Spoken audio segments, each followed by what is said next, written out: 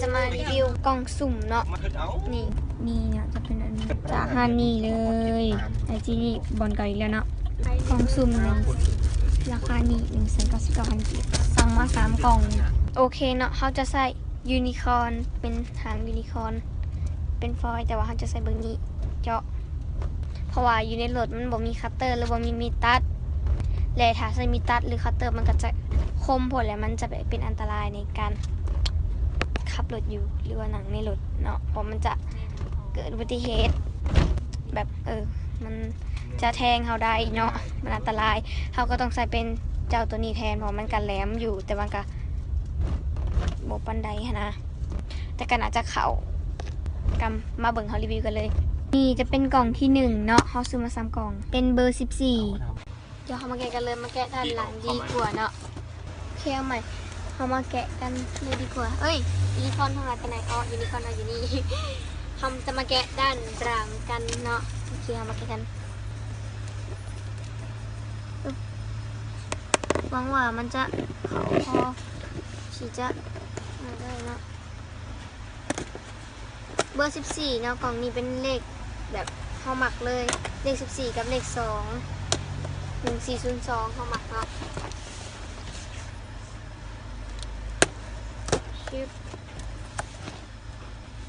โอเค1 2 3จะบายเอากระดูกมาดีใจเฮ้ยกล้องอ๋อบ่คอยไปนะเป็นแล้วเข้ามายังอีกเป็นฮอตดอกโคอยากได้ตัวนี้เลยโคอยากได้แบบอยากได้โคตรเลยแต่ก็คุ้มโคตรเนาะ3 อันนี้มาเบิ่งกล่องต่อมากันเลยกล่องต่อมาจะบ่หัวเป็นอย่างพอเขาสามารถทำกล่องนั้นจะจุ่มไปเนาะนี่มาแกะกันอีกเป็นเบอร์อย่างเป็นเบอร์5เบอร์นี่เขาเลือกให้แต่แกะตำหลังแกะเบอร์11เป็น12กันก่อนเลยเอาเบอร์5เปลี่ยนไปเปลี่ยนมาอะไรอ่ะชึบโอ้ยเขายังตื่นเต้นโคตรเลยมันตื่นเต้นนะยูนิคอร์น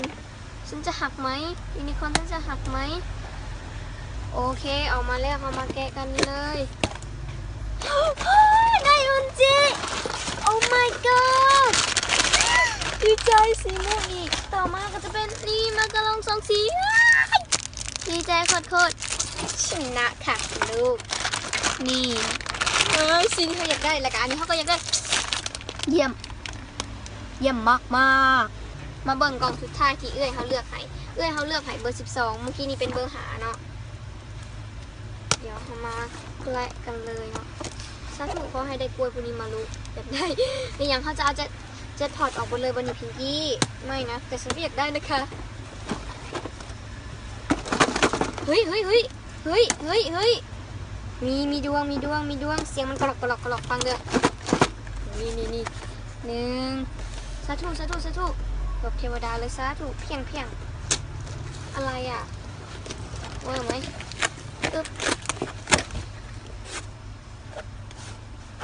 โมเมนต์ผมบ่อยากได้ผมบ่ได้อยากได้อันนี้บ่ได้อยากได้แต่ก็บอกเป็นอย่างมันคุ้มแต่ว่าแบบเขาหวังกับเพื่อนคนนี้มารู้ค่ะแต่เขาก็ได้อุ่นจิตมาแล้วก็เป็นอย่างเราราคามันก็คุ้มอยู่เนาะแต่ฉันอยากได้เพื่อนคนนี้มารู้แต่มันก็ขักดีได้ฉันอยากได้กล้วยพวกนี้มารู้มันคุ้มแต่แบบเขาขาดหวังนะแต่ก็บ่ได้กับบ่เป็นยังนอกเครื่องฮันแล้วก็มี7 พอร์ตดีๆหลายทุกอย่างเลยโอเคสำหรับวิดีโอนี้ขอตัวลาไปก่อนแล้วบ๊ายบายแต่ทุกคนเดียวมันมีการเกิดผิดพลาดทางด้านเทคนิคคือแพ็กเกจตัวนี้มันขาดบอกเป็นอย่างโอเคสำหรับวิดีโอนี้ขอตัวลาไปก่อนแล้วบ๊ายบาย